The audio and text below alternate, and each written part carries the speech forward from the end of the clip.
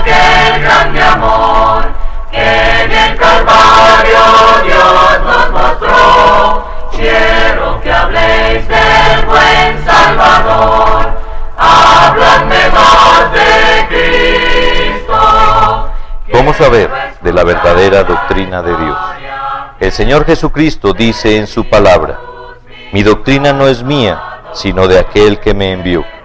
El que quiera hacer la voluntad de Dios, conocerá si la doctrina es de Dios o si yo hablo por mi propia cuenta. Libro de Juan, capítulo 7, versos 16 y 17. ¿Cuándo fue establecida la iglesia? Por la autoridad de quién fue establecida. ¿Quién la gobierna? Es muy importante que todos nosotros sepamos las respuestas correctas de estas preguntas. Es importante saber cuándo comenzó la iglesia, de la cual podemos leer en el Nuevo Testamento, para poder distinguirla de las demás iglesias que son de origen humano. La iglesia de Cristo fue prefigurada y simbolizada en el Antiguo Testamento.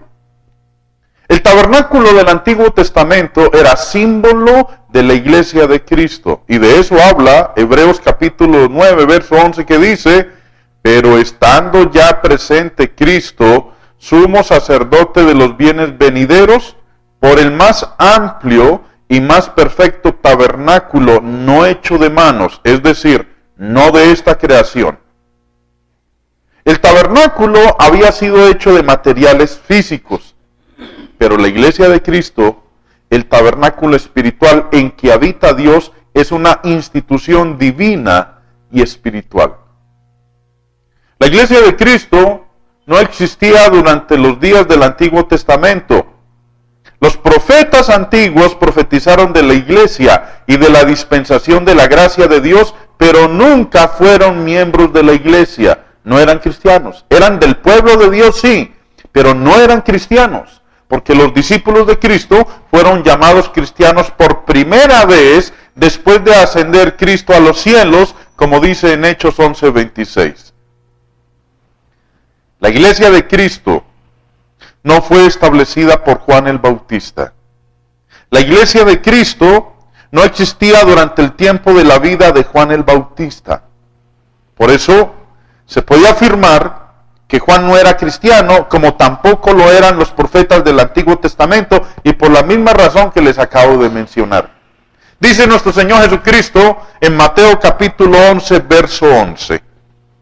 De cierto os digo, entre los que nacen de mujer, no se ha levantado otro mayor que Juan el Bautista. Pero el más pequeño en el reino de los cielos, mayor es que él. Y recordemos, amigos, que el reino de los cielos es la iglesia. Juan el Bautista fue decapitado por Herodes.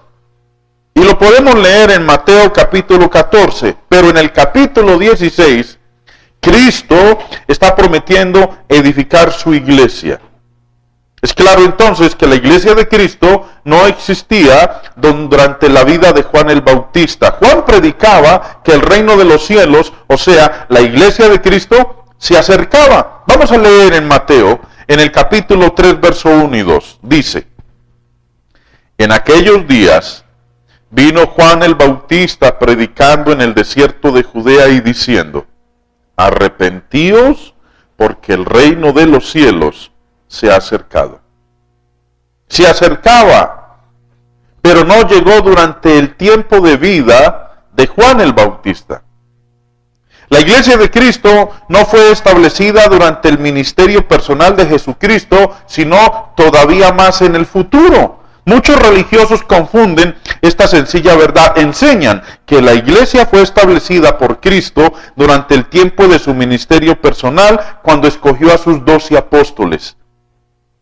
Pero las Escrituras no están con ellos en esa afirmación. Vamos a leer algunos pasajes. Dice nuestro Señor Jesús en Marcos capítulo 1, verso 15. El tiempo se ha cumplido y el reino de Dios se ha acercado. arrepentíos y creed en el Evangelio. Aquí, Cristo se refiere al tiempo predicho por los del Antiguo Testamento. Ya se había cumplido ese tiempo y muy pronto la iglesia iba a quedar establecida. Cuando Cristo comisionó a sus apóstoles de manera limitada a ir a predicar a los judíos, les dijo esto. Mateo capítulo 10, verso 7. Y yendo, predicad diciendo, el reino de los cielos se ha acercado. Cristo enseñó a sus discípulos que oraran por el advenimiento del reino. En Marcos capítulo 6, verso 9, dice, vosotros pues oraréis así, Padre nuestro que estás en los cielos, santificado sea tu nombre, venga tu reino. Y puesto que el reino, o sea la iglesia, todavía no había sido establecido, los discípulos debían de orarle a Dios pidiéndole que viniera su reino. Pero qué ridículo que muchos, hasta la fecha, hasta el día de hoy, siguen orando que venga aquel reino, puesto que hace ya casi 2000 años que ese reino está con nosotros. Durante su vida, nuestro Señor Jesucristo prometió establecer su iglesia. Y hablando en tiempo futuro, dijo en Mateo 16, 18, sobre esta roca edificaré mi iglesia. El reino o la iglesia quedó de venir durante esa misma generación a la cual Cristo hablaba. Dice en Marcos capítulo 9, verso 1, de cierto os digo, que hay algunos de los que están aquí que no gustarán la muerte hasta que hayan visto el reino de Dios venido con poder. Sabemos que ese poder vino en el día de Pentecostés. La iglesia entonces fue establecida durante esa generación en el día de Pentecostés que siguió a la resurrección de Jesucristo. Los discípulos de Cristo esperaban el reino, aún en el tiempo de la crucifixión de Jesús. Dice Marcos en el capítulo 15, verso 43, José de Arimatea, miembro noble del concilio, que también esperaba el reino de Dios, vino y entró osadamente a Pilato y pidió el cuerpo de Jesús.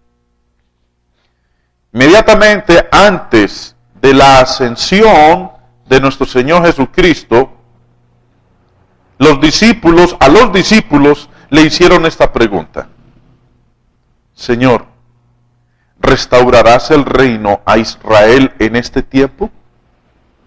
Vemos de esta manera que los discípulos todavía esperaban la venida del reino, y esto fue después de la muerte y la resurrección de Jesús. Todavía no había sido establecida la iglesia. Ahora, veamos el principio de la iglesia. Según los profetas del Antiguo Testamento, el reino había de ser establecido en Jerusalén. Y entonces, desde allí, comenzaría a predicarse el Evangelio, como dice en Isaías capítulo 2, versos 2 y 3. Después de su resurrección, Jesús profetizó la misma cosa diciendo en Lucas capítulo 24, versos 46 y 47. Así está escrito, y así fue necesario que el Cristo padeciese y resucitase de los muertos al tercer día, y que se predicase en su nombre el arrepentimiento y el perdón de pecados en todas las naciones, comenzando desde Jerusalén. La ley, o sea el Evangelio, fue predicada por primera vez en realidad el día de Pentecostés después de la resurrección de Jesús. Y esto se narra en Hechos capítulo 2. Aquel día, el de Pentecostés, en Hechos capítulo 2, fue el principio, el inicio para la iglesia. El Espíritu Santo vino aquel día sobre los apóstoles, y Pedro dijo más tarde en Hechos 11:15 que vino sobre ellos al principio. Y aquí Pedro se refiere al principio del establecimiento del reino que vino con poder el día de Pentecostés. reino de Dios, como estudiamos hace un instante en Marcos 9:1, había de venir con poder. Y ese poder vino con la venida del Espíritu Santo en Hechos capítulo 1, verso 8. El Espíritu Santo vino el día de Pentecostés. Entonces se sigue que la iglesia o el reino fue establecida el día de Pentecostés.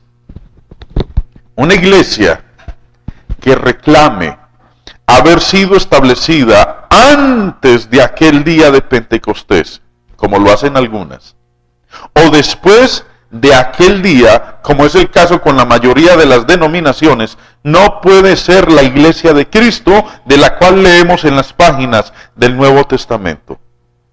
Después de aquel día tan notable, el de Pentecostés, la iglesia o el reino siempre se menciona como cosa ya existente. Notemos algunos pasajes. Hechos 2:47 declara: y el Señor añadía cada día a la iglesia los que habían de ser salvos. O en Hechos 5:11, vino gran temor sobre toda la iglesia. O añadamos Hechos capítulo 8, verso 12, pero cuando creyeron a Felipe, que anunciaba el evangelio del reino de Dios y el nombre de Jesucristo, se bautizaban hombres y mujeres. Y uno más, Colosenses 1, verso 13, el cual nos ha librado de la potestad de las tinieblas y trasladado al reino de su amado Hijo. Mis amigos, ¿son ustedes miembros de la iglesia que Cristo prometió edificar? ¿Son miembros de la iglesia que tuvo su origen el día de Pentecostés? ¿Son miembros de la iglesia de la cual eran miembros Pedro y Pablo y los demás apóstoles? ¿O son miembros de alguna institución religiosa que tuvo su origen en otro tiempo? Su respuesta honesta es de muchísima importancia porque indica si ustedes están salvos o perdidos. La iglesia de Cristo está compuesta de los salvos y el que no es de ella no está salvo.